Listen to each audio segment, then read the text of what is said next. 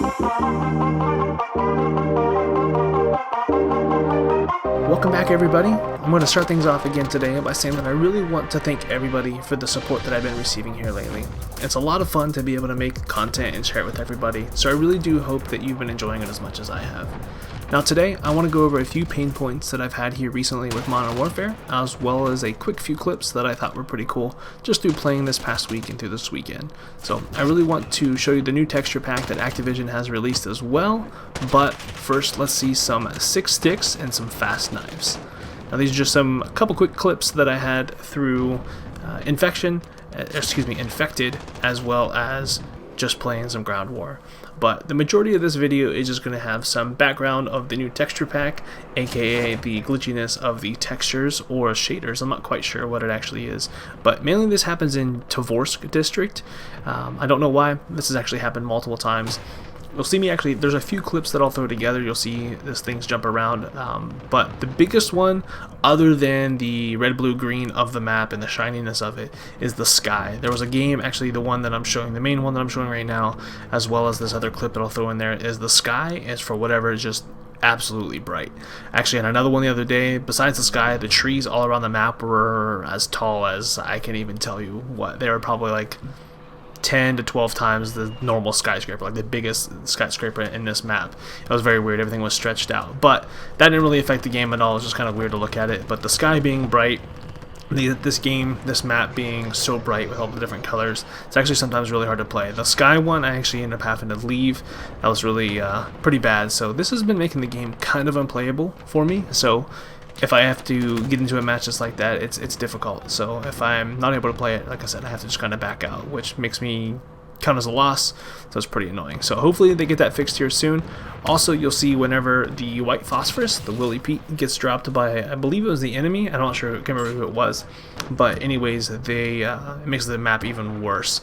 Just you can't see already because of all the smoke, and then all the bright fumes per se, bright lights, just makes it very difficult to play. But in other news, as I showed on our previous video, some Infected gameplay. Infected is back. It is a blast. I love Infected. I've always loved it. But my biggest complaint this time around is that the load times are horrible. For whatever reason, it takes the countdown timer to actually load into the match.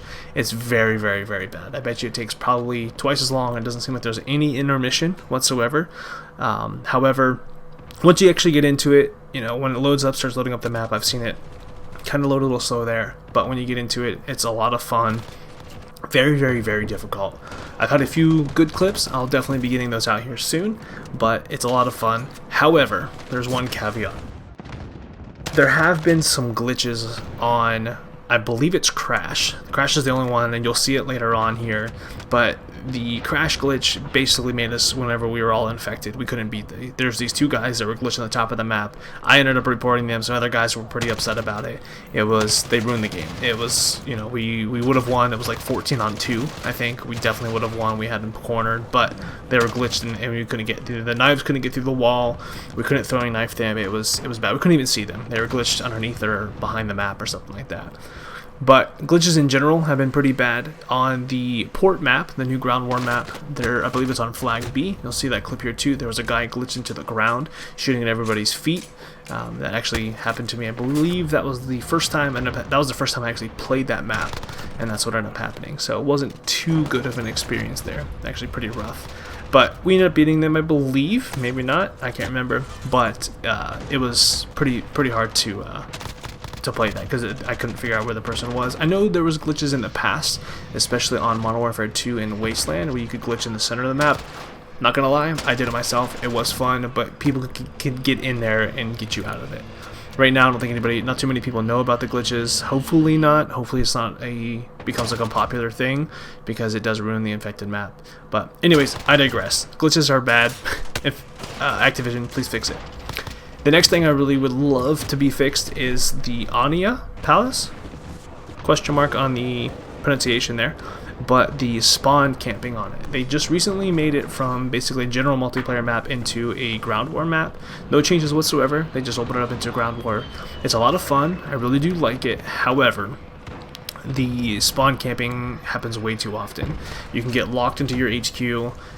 if they are defconning you. If they're not, they can still lock you to basically 1 point. It seems like both teams try to go for A and E quite fast. So if your HQ is next to A, that your team typically goes for E, and the other team vice versa goes for A, and they basically just sit on each other because the spawn is right there. They can spawn on the HQ and you can get shot immediately. It's actually really bad.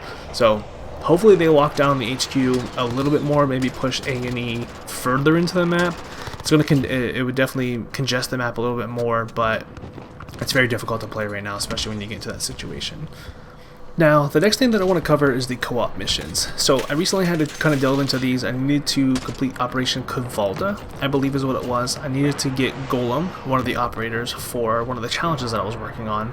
And I had to kind of delve into those a little bit and kind of work out how difficult they would be without having any teammates to be able to communicate with. And boy, was it difficult. So I really want to know what you all think about that, so definitely leave a comment if you've experienced some of the stress that I have and anxiety and disappointment with these co-op missions. They're very difficult if you ask me.